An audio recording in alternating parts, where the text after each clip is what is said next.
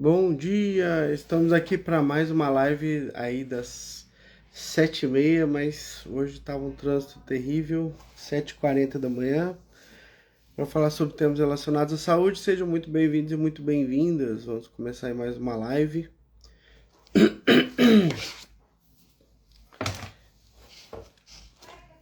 E aí, pessoal, como é que vocês estão? Aqui em São Paulo o tempo tá seco, tá complicado. Não sei como é que tá aí para vocês. Deu uma esquentadinha pelo menos, já não tá tão mais frio, mas agora já tá meio seco. Bom dia, Juliana. Bom dia, Valéria. Espero que vocês tenham passado um bom final de semana. E vamos lá, né? Falar sobre algum tema aí que seja interessante para todos nós. Dona Fátima, bom dia. Tem alguma questão que vocês gostariam de colocar para a gente poder falar hoje? Tem algum tema relevante que a gente pode incluir aí na nossa live de hoje? Sobre o que vocês gostariam de falar? Sempre tem aí temas interessantes pra gente poder discutir, né? Vamos lá, bom dia, Dona Elis. Como é que você está? Firme?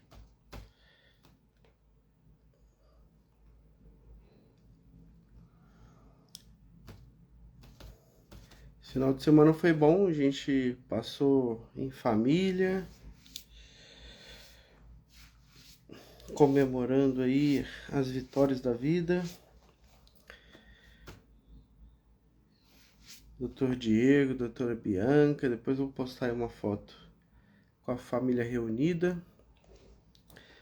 Meus pais, inclusive, fizeram aniversário de casamento, então foi muito legal. Aniversário da minha sogra também, então a gente curtiu bastante.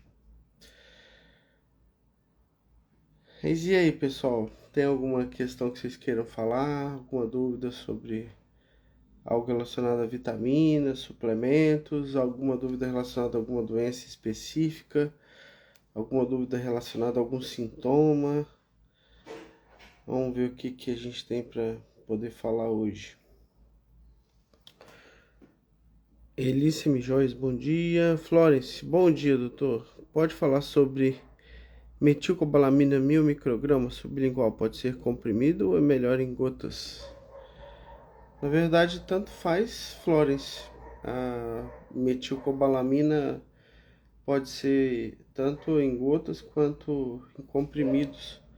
Eu acho mais interessante o comprimido porque ele vai sendo dissolvido ali aos poucos e vai liberando aos poucos debaixo da língua essa dose aí de metilcobalamina. Metilcobalamina é a forma ativa metilada da vitamina B12, que é a cobalamina. A cobalamina pode ser encontrada aí de diversas formas, como cianocobalamina, hidroxicobalamina, adenosilcobalamina e a metilcobalamina. No caso, a forma sublingual é uma excelente forma de você conseguir absorver a vitamina B12. A vitamina B12 você pode dar ela via oral, mas existe uma grande limitação de absorção dessa vitamina B12. Em torno de até 5% você consegue absorver via oral, o que é uma dose bem limitada. Então, se você der 1000 microgramas de metilcobalamina na forma de comprimido para você tomar e engolir ele, você vai absorver mais ou menos ali até 50 microgramas, né? Não mais do que isso. Já se você toma ela na forma sublingual, você deixa dissolver, existe ali uma capacidade boa do organismo absorver por via sublingual. Então chega a ser 5 vezes maior essa capacidade de absorção. Então se aproveita muito melhor esse suplemento quando você utiliza essa via. Só que em geral as pessoas absorvem relativamente bem essa dose de. Às vezes você coloca ali 3 vezes por dia o paciente 5 microgramas de vitamina B12 e o paciente ele já consegue manter ali a vitamina B12 por volta de 700, 800, dependendo da pessoa, obviamente, mas a gente consegue, em geral, quando a gente faz uma suplementação, colocar para o paciente tomar a B12 junto com outras vitaminas, e aí geralmente essa absorção ela é boa.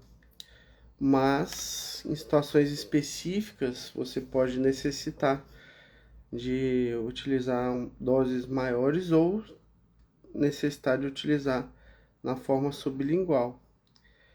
É difícil a gente prescrever ela na via intramuscular só quando você quer subir ela muito rápido, mas em geral essa via sublingual ou via oral já são suficientes para você conseguir ter uma quantidade razoável de vitamina B12. Elis Capucho, quais marcas o senhor indica para gente? Médicos convencionais só passam Citoneurin. De injetável, tem uma de hidroxicobalamina que chama B12. Essa é interessante porque ela não vai ser cianocobalamina, né? No caso de via oral, aí tem várias opções. Eu gosto bastante das marcas importadas, como a Now Foods, Life Extension, tem várias marcas aí que você consegue comprar a metilcobalamina via sublingual. Mas também se consegue comprar em gotas sublingual de marcas nacionais. Você consegue comprar da Bigens, você consegue comprar da Pura Vida, você consegue comprar, acho que da Essential também tem. Tem da marca que eu gosto bastante, que é a Nutrify. Nutrify tem uns produtos com ótimo custo-benefício. Então tem opções aí que são bem interessantes de vitamina B12, inclusive sublingual, que você pode comprar. Isabela, Dr. Cláudio, bom dia. Qual o melhor colágeno para quem já está com problemas articulares? Então, o colágeno em si, você vai ter na sua alimentação, né? Colágeno é um tipo de proteína que você tem na sua alimentação. O colágeno do boi é diferente do colágeno do ser humano. Então, quando você vai lá na alimentação e come, você vai digerir esse colágeno do boi e depois você vai transformar esse colágeno num colágeno que o seu corpo vai utilizar, tá? Então, no caso, são proteínas obviamente parecidas, mas esse colágeno ele não é absorvido inteiro, ele vai ser digerido pelo seu organismo, vai quebrar ele em aminoácidos e aí depois o seu organismo vai reconstruir as proteínas. Eu gosto de comparar isso com um Lego. Então, é como se você comprasse, quando você toma um suplemento de colágeno, que vem colágeno bovino. Então, você pega ali a proteína do boi, como se fosse o Lego do boi, aí ele vai quebrar em pecinhas menores, que são os aminoácidos. E aí, esses aminoácidos que você vai absorver, seu organismo vai construir as suas próprias proteínas, tá? No caso, não basta você ter o colágeno, tem às vezes outras substâncias que vão ser até mais interessantes do que o próprio colágeno para você tomar e que vão ajudar na saúde da articulação. Um suplemento que é bem interessante é o MSM, que é um tipo de composto sulfurado que tem um enxofre e no colágeno acaba fortalecendo esse colágeno. Tem muitos estudos mostrando que ele fortalece e melhora ali condições que as cartilagens estão prejudicadas, que pode ser bem interessante, principalmente para problemas articulares, como por exemplo problemas no joelho. Então é um suplemento bem interessante, MSM.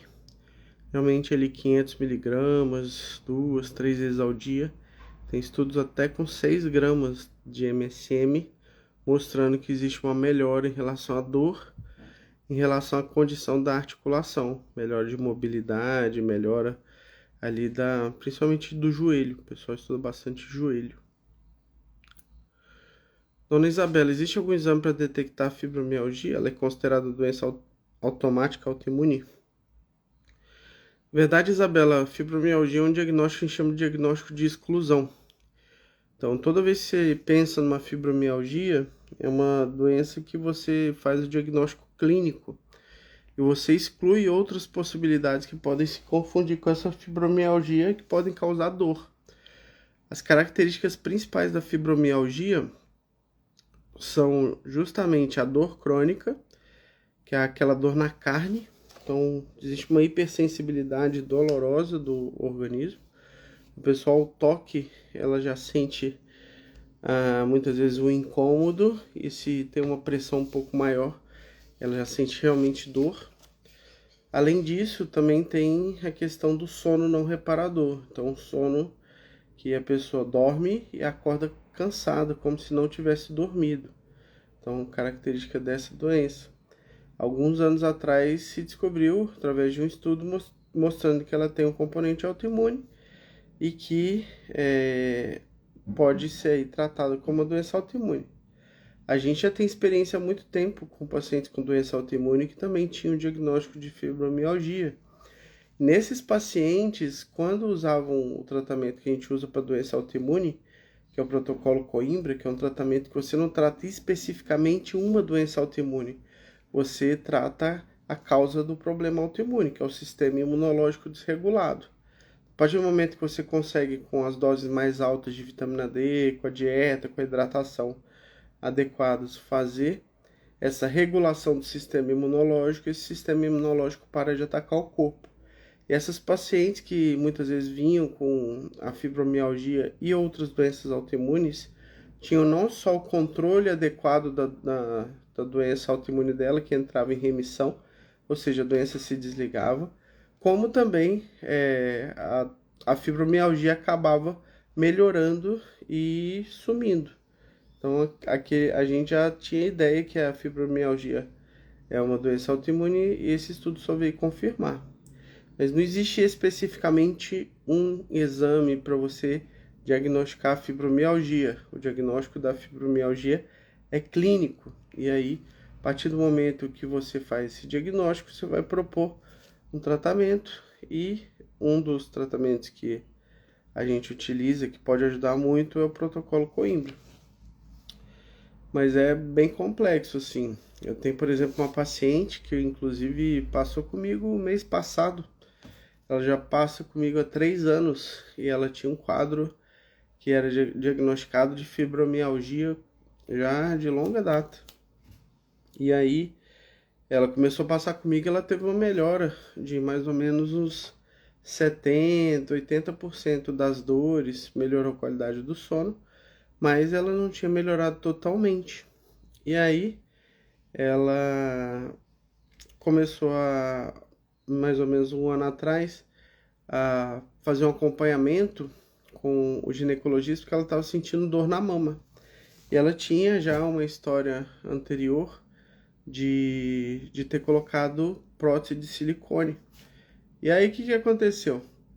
Como tinha indicação de fazer a cirurgia para retirada da prótese de silicone por conta ela tinha um quadro de compressão ali da prótese e tal, e já estava com uma assimetria, estava um peito maior que o outro. Ela resolveu fazer a cirurgia. E aí eles queriam, porque queriam trocar a prótese, colocar outra prótese. Ela já é uma paciente com 75 anos.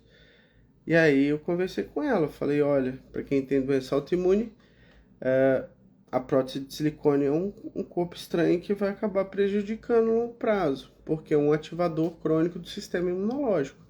Se a gente considerar a fibromialgia como uma doença autoimune, pode ser que seja um fator que não está permitindo que o seu corpo se recupere 100% do tratamento. E aí foi dito e feito. A gente teve quase que brigar para poder que eles aceitassem fazer o explante dela. Aí eles até estão tentando convencer ela ainda de fazer o explante. Mas quando fizeram a cirurgia para tirar a prótese de mama e a cápsula que ficou ao redor da prótese, essa paciente disse que os médicos ficaram horrorizados, porque ela já tinha mais de 20 anos de prótese, e assim, tava num estado assim que eles ficaram em choque. Eles até documentaram, talvez eles vão até publicar o caso dela. E o mais importante disso tudo, depois que ela fez o explante, ela teve uma melhora de 100% do quadro de fibromialgia. Então, será que ela realmente tinha uma fibromialgia? Ou será que ela estava com doença do silicone ou síndrome ásia, que o pessoal chama, que é na verdade, é como se fosse uma delimitação de alguns sintomas dessa doença do silicone, que é descrita por mulheres desde que se começou a colocar prótese de mama. E essa síndrome ásia é uma doença que alguns dos sintomas são justamente parecidos com sintomas de quem tem fibromialgia. Sono não reparador, a pessoa tem também uma dor crônica, pode ser dor articular ou mialgia, que é dor nos músculos. E no caso dessa paciente, ela teve uma melhora ali de 100% com o explante de mama. Inclusive, a gente conseguiu reduzir a dose de vitamina D dela e ela tem ficado muito bem. Então, é uma questão que você tem que pensar. E é um diagnóstico que a gente chama de exclusão. Você tem que excluir outras causas que podem estar causando aqueles sintomas. Dona Suzana, unhas fracas e rugiza pode ser falta de alguma vitamina específica? Rugosas. Na verdade, pode ser falta de várias substâncias diferentes, Suzana. Tem uma vitamina específica que fortalece bastante a unha e o cabelo, que é a biotina.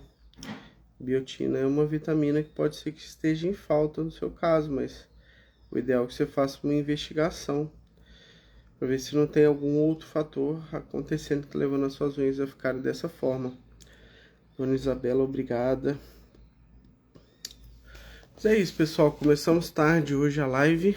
Já tá chegando aqui no nosso horário, já soou o alarme. Tem mais alguma pergunta que vocês queiram fazer para eu poder responder? Querem deixar alguma pergunta para amanhã? Também a gente pode responder amanhã.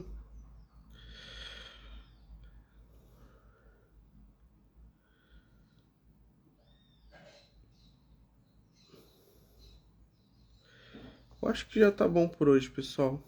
Falei bastante já hoje. Amanhã a gente tá de volta aí às 7h30 da manhã. Ó, a Cris falou para falar sobre ferritina alta. Assim, homem acima de 50 anos. Geralmente a ferritina alta, a gente tem que pensar nela como um marcador de inflamação. E geralmente a gente pede outros exames juntos para poder avaliar essa inflamação. Marcador de inflamação crônica. Junto com PCR, VHS, homocisteína. Ácido úrico também é um marcador que a gente pode ver como marcador de inflamação. Então tem que investigar o que está acontecendo.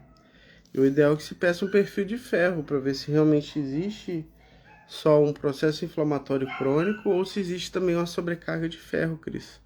Porque às vezes o paciente está com uma sobrecarga de ferro. Pede a saturação de transferrina, vem acima de 50%. Quando acontece isso, a gente tem que investigar uma outra condição chamada hemocromatose. A hemocromatose é um acúmulo de ferro que vai acontecendo na doença genética, que vai fazendo com que o fígado vá acumulando ferro. No longo prazo, ele vai levando a um quadro de fibrose, inflamação e fibrose do fígado. Então tem que investigar direitinho, tá? Mas é isso, pessoal. Amanhã a gente tá de volta aí, mais ou menos 7h30 da manhã. Às vezes pode atrasar um pouco, porque eu vou levar o Davi pra escola, às vezes tá trânsito. Mas é isso. Grande abraço a todos, fiquem com Deus e até amanhã.